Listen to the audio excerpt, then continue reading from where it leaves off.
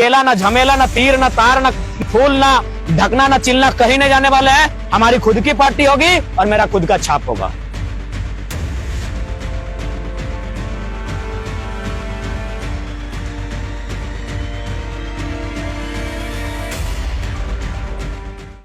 झारखंड में कुल 14 लोकसभा सीट है, लेकिन क्या आप यकीन करेंगे, इन 14 सीटों पर खड़े उम्मीदवारों से ज्यादा चर्चा राज्य के एक ऐसे शख्स की है जो निर्दलीय चुनाव लड़ रहा है।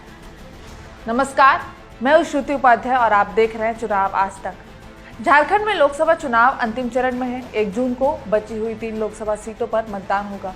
इसके बाद 4 जून को परिणाम आ जाएंगे। राज्य में नवंबर-दिसंबर तक विधानसभा चुनाव होना है, यानी अगले 1-2 महीने के अंदर राजनीतिक गतिविधियां एक बार फिर से तेज हो जाएंगी। लोकसभा चुनाव का परिणाम जो भी हो, लेकिन राज्य में एक नए नेता का नाम हर किसी के जुबान पर चढ़ रहा है। इस नेता ने लोकसभा चुनाव के दौरान ही अपनी अलग पहचान कायम कर ली है। इस नेता का नाम है जयराम महतो। लोकसभा चुनाव में वोटों के हिसाब से जयराम महतो की कितनी दखलंदाजी रही, यह तो 4 जून को परिणाम आने के बाद ही पता चलेगा। लेकिन हर दल के नेताओं के बीच उनके नाम को लेकर चर्चा हो रही है। दिलचस्प ये है कि जयराम महतो के साथ अत्सू और जेएमएम के समर्थक वर्ग के लोगों का ही जमावड़ा हो रहा है, और इसे इस तरह कह सकते हैं कि अत्सू और जेएमएम जिन्हें अपना आधार वोट मानता है, उसके बीच जयराम महतो की लोकप्रियता बढ़ी। आज एक भी बेहतर पॉलिसी नहीं बन पाई है इस राज्य के लिए जिस राज्य को सुरक्षा प्रदान कर सके।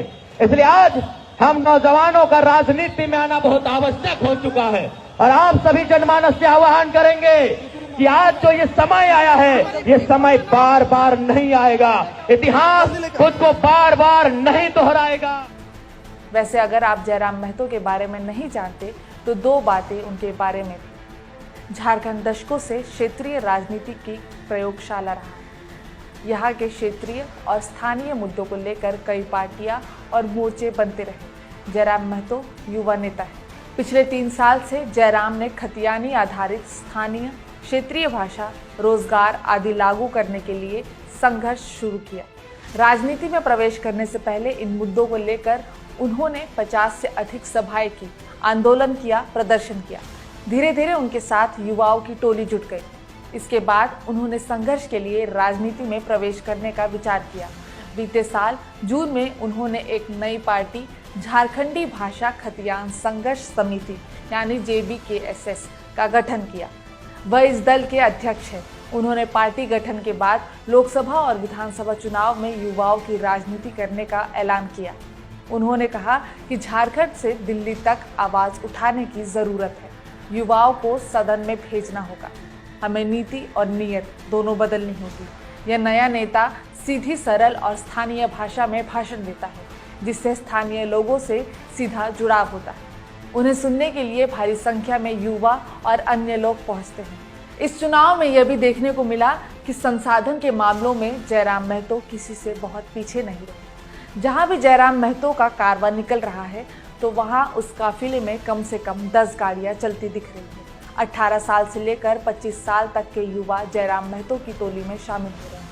वैसे जयराम महतो पढ़े लिखे राजनेता हैं, जो अभी इंग्लिश लिटरेचर से PhD भी कर रहे हैं। जयराम महतो कुर्मी जाति से आते हैं और राज्य की राजनीति में इस जाति को आदिवासियों के बाद सबसे ज्यादा प्रभावी माना जाता है। आने वाले चुनावों में यह नई पार्टी क्या कुछ कर पाएगी, यह तो भविष्य ही बताएगा।